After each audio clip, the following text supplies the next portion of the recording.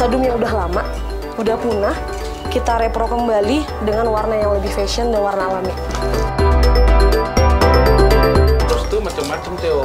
Iya, banyak banget. Sekali banyak. Yang sering kita paling ini kan ulos kayak si Rara gitu. Iya, benar. Buat sekarang ini yang bisa bikin ulos sudah mulai dikit orangnya. Iya, benar. Benar.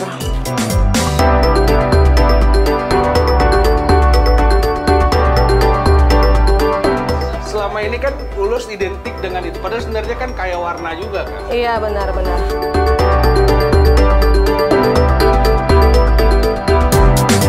Jadi semuanya, tadi sudah lihat, saya tadi ke Damai Ulos dan banyak sekali di sini produk ulos yang ditenun oleh itok saya ini, Reni Purmanurung.